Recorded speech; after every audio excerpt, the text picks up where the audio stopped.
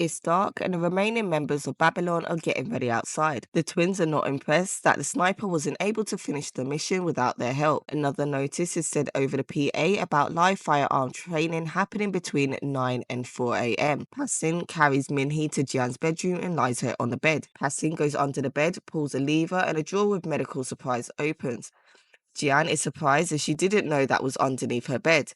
Passin gets to work on removing the bullets. Brother is in the tunnel. He is smelling the wall and he can smell gunpowder. He wonders why Jin Man never told him about it. Jeong Min wakes up. He is still hanging where Jian left him. Passin goes in the front room and looks at the bodies before picking up a gun. Jian tells Minhee not to die. She also asks Minhee if she liked her uncle. Passin tells him that they need to get into the shopping mall, but brother tells him that they can't go in right now. Jeong Min manages to break the ropes with his repeated swinging. He tries to use the lift to get out, but the code won't work, so he heads back to the computers. Brother is still trying to tell the group that they can't go back into the shopping mall as Jin Man has set booby traps that even Passin doesn't know about. He tells them that the shopping mall has never been left unattended and is designed to be operated at all times. If there's no manager in a shopping mall, it will shut down and takes 24 hours before it's operational again. Brother checks the server and notices that someone has accessed it. Jian asks Passin if he is also a killer.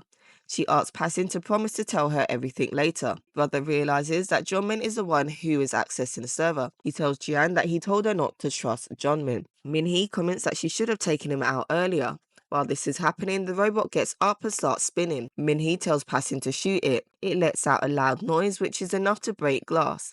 Passin tells Jian to go in the tunnel and she drugs brother with her who is passed out from the noise. A truck is run through one of the shutters and narrowly misses Minhee. It's the sniper and the twins. Minhee is shot again when she tries to get a weapon. It's now Passin against the twins. They lower their guns and take out their knives. Passin manages to hold them off. Meanwhile, the sniper has gone into Jian's room looking for her. He talks about when he tried to kill her when she was younger. Jian tries to jump out at him with a knife, but he manages to dodge and pin her. Brother arrives and tries to help. He tells Jian to run. She goes into the front room and sees Passin fighting the twins. Brother is thrown off of the sniper's back and shot twice. Meanwhile, one of the twins sees her and tries to get to her, but is held back by Minhee. Passin kills one of the twins with a picture frame before telling Jian to run. The remaining twin grabs his gun and heads out after Passin. The sniper finds the dead twin's body. Jian is in the warehouse and the sniper has caught up to her. Jian keeps hearing her uncle's voice telling her to listen up. She grabs one of the guns on the floor. As the sniper was checking a ring that he took from one of the bodies, the lights turn on and Jian is pointing a gun at him. Jian asks if he was the one that killed her parents. He tells her it is complicated. They hear a clatter and the distraction allows the sniper to run. It was Jeong Min coming up the shopping mall through a floorboard. He grabs a gun and starts randomly shooting. He starts bragging that he is the one that killed Jin Man. Jeong Min starts shooting some more, but the gun has run out of bullets. He tries to attack the sniper with the gun, but is killed by the sniper who uses the hatchet to kill him. He then realizes that he was on the same side after he's killed him, but realizes it's too late. He climbs down the way that Jeong Min came up. Seeing a sniper coming down into the shopping mall, Jian runs and hides. He is surprised by what he sees in the mall. The sniper is walking around looking at the merchandise. Jian makes a noise and the sniper starts shooting at her but misses. He puts on some glasses and takes out a device which he places on one of the shelves. He talks about the people that Jin Man killed having families as well. He's placing the devices while Jian hides and follows behind him. She passes one of the devices which explodes. Jian has run out of bullets, but she sees another gun on the floor. It looks like she got hurt as there's a trail of blood. The twin is in the basement and is kicking down the door that brother was sniffing at earlier. As soon as he kicks it open, it explodes. Jian is taking out a chunk of metal out of her arm and she remembers her uncle's note about if she wanted to leave, she could have used the back door and lived life under a new identity. The sniper has followed the trail of blood to the hidden door which Jian sees on the monitors. Brother wakes up. He was wearing a bulletproof vest. The sniper comments that he is too old to be doing something like that with a kid. He is walking past a case and he sees a sign in one of the cabinets that had a phrase that they said a lot on their jobs.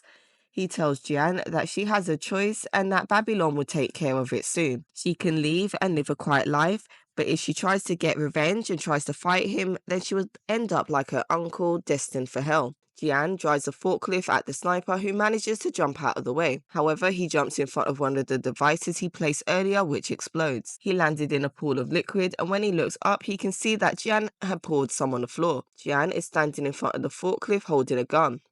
The sniper gets up and asks Jian if she can shoot the gun. Jian tells him that she hasn't shot anyone before, and she shoots the pool of liquid, setting it and the sniper on fire. The fire doesn't last long, and the sniper grabs his hatchet and tries to run up on Jian, who shoots him in the head. Passin tries to wake up Min-hee while has made his way into the shopping mall. He sees Jian sitting next to the forklift holding a gun. She asks about Passin and Min-hee and is glad to find out that they are both alive. Brother is getting them all back up and running again, but notices something on one of the monitors. He can see that there are more people with codes making their way to the house. Passin is watching a group from the house. Brother has seen that there is a bounty on their heads and that there are people outside are probably there because of it. Brother asks Jian what she is going to do now. She tells Brother to follow her and tells him to open one of the gun cabinets. Passin tells Min-hee that they have sent more men. They are sitting in a room waiting for them to arrive. The group is in the warehouse and they are looking for the shopping mall. They hear someone who comes out and they have a sign saying don't shoot. Jian uses the intercom to introduce herself. She is now the new owner of Murder Help and she wants to give them a gift. Brother empties the bag. It is the sniper's head. She tells them that she killed him and proceeds to call out how many of them are in each area. She tells them that she wants to make an offer. If they leave right now, she will split the 4 million bounty equally without tax deductions among the 18 individuals. They did business with her uncle and they can do business with her. She will give them better discounts than her uncle did. However, if they don't give up on the shopping mall, then they will die there. Finding a deal to be good for them, they decide to leave. Brother drops down in shock. Jian watches them go on the monitors.